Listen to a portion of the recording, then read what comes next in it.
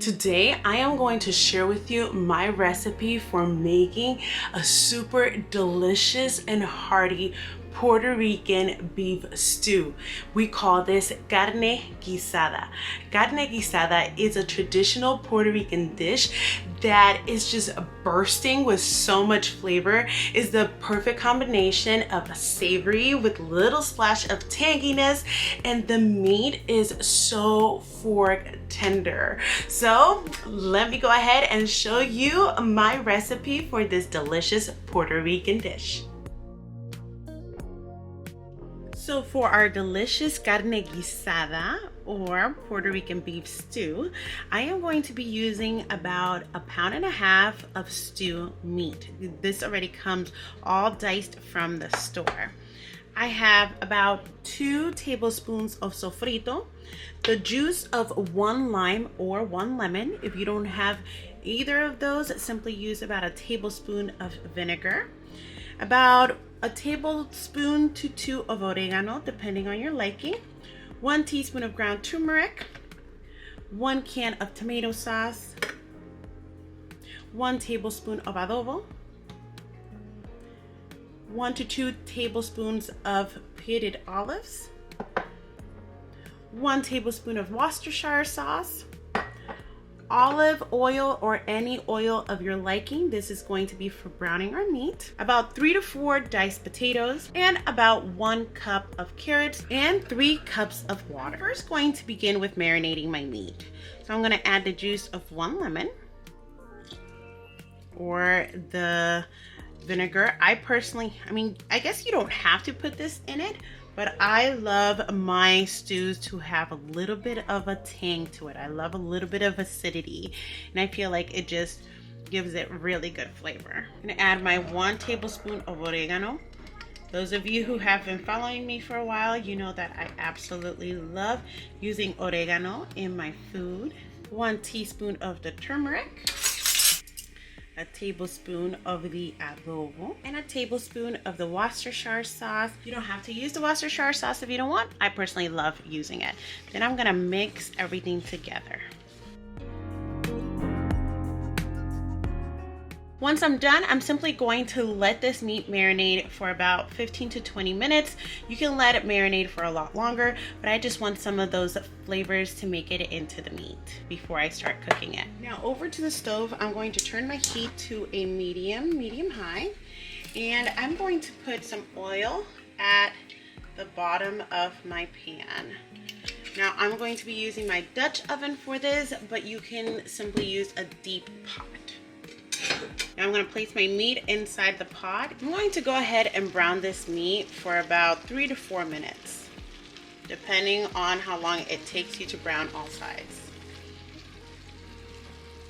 Now that the meat is brown, go ahead and add in the sofrito. Before making like the stew completely, we're going to make this delicious beef broth. And while that broth is making with our meat is going to become nice and tender. Sofrito is absolutely essential in Puerto Rican cooking. I do have a video where I show you guys how is it that I make my sofrito. If you want to go ahead and check that out, you can, and I'll link it up in the right hand corner of this video. This right now is smelling so delicious, guys. I'm gonna go ahead and add a few cups of water. 1, 2, 3.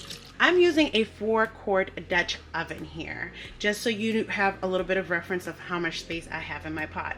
So I went ahead and added 3 cups of water, and to that I'm adding 1 can of tomato sauce and 1 heaping spoon of olives. Then I'm going to give everything a nice mixing and let it come to a boil. Right now I have my heat set up to a medium-high. Now that this has come to a complete simmer, I'm simply placing the lid over the pot and I'm lowering the heat all the way down to low. I'm going to let this cook and do its thing, work its magic for about 30 to 45 minutes. I'm going to say 30 minutes. And I'm gonna let this work its magic in here and make that delicious broth and let the meat tenderize for about 45 minutes. While this is cooking, I'm heading over to the counter and I'm going to go ahead and cut the vegetables.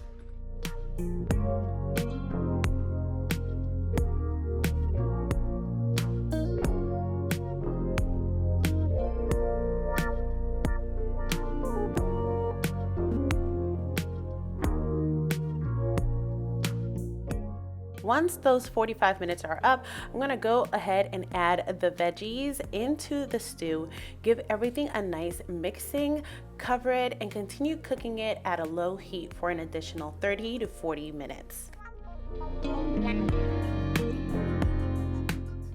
Once those 30 to 40 minutes have gone by, I'm gonna go ahead and uncover the stew.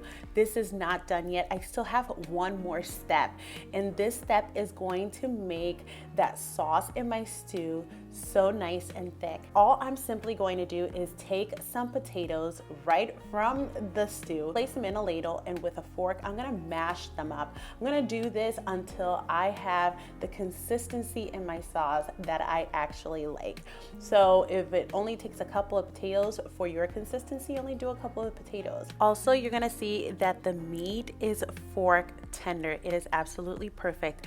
Carne guisada is typically served over a nice serving of white rice. So check out this next video to see how you can make the perfect fluffy white rice. Thank you so much for watching, and I will see you next time. Bye.